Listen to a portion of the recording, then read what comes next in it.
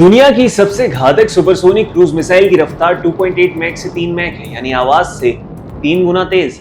जब ये चलती है तो दुश्मन के रडार को संभलने का मौका तक नहीं मिल पाता। जी हां, ब्रह्मोस की बात कर रहे हैं।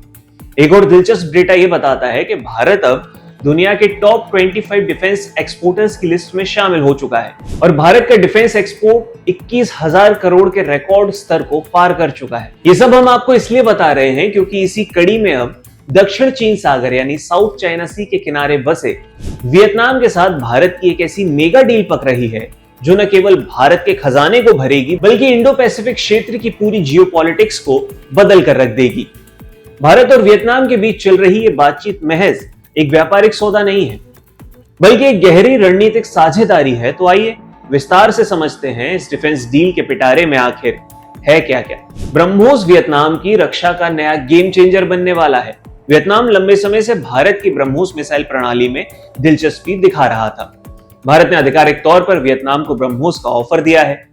फिलीपींस के बाद वियतनाम दूसरा ऐसा देश होगा जिसके पास यह अचूक हथियार होगा। दक्षिण चीन सागर में बढ़ते तनाव को देखते हुए ब्रह्मोस जैसी fire and forget missile Vietnam की कोस्टल डिफेंस यानी तटीय सुरक्षा को अभेद्य बना देगी।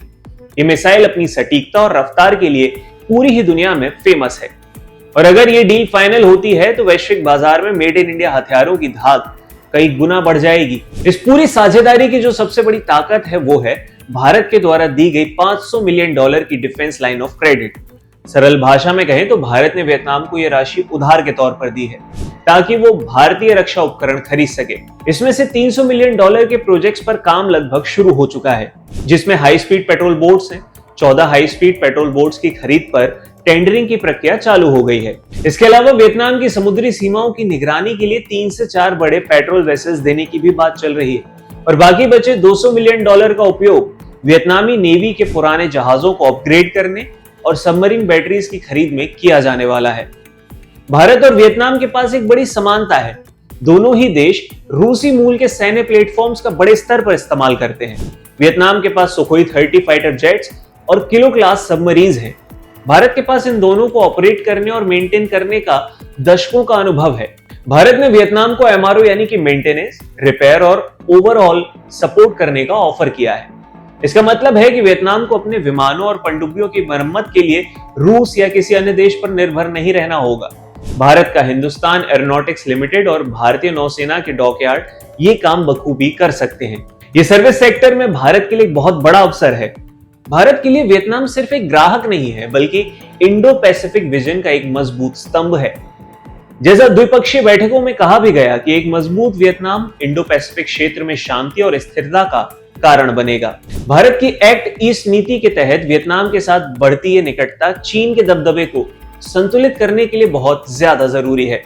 भारत चाहता है कि वो वियतनाम की सैन्य क्षमताओं को इस कदर बढ़ा दे कि वो अपनी संप्रभुता की रक्षा स्वयं ही कर सके। ये सहयोग डिफेंस मैन्युफैक्चरिंग से लेकर ट्रेनिंग और जॉइंट एक्सरसाइज तक फैला हुआ है।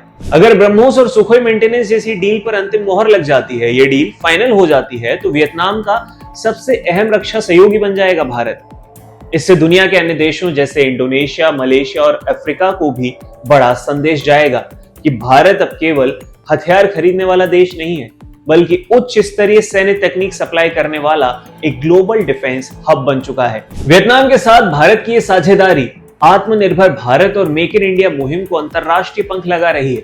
आने वाले दिनों में ये ब्रह्मोस डिप्लोमेसी वैश्विक राजनीति के मंच पर भारत के कद को और भी ज्यादा ऊंचा करेगी। आपको क्या लगता है कि डिफेंस एक्सपोर्ट में भारत के बढ़ते कदम 2030 तक हमें दुनिया के टॉप 5 हथियार निर्यातक देशों में खड़ा कर सकेंगे?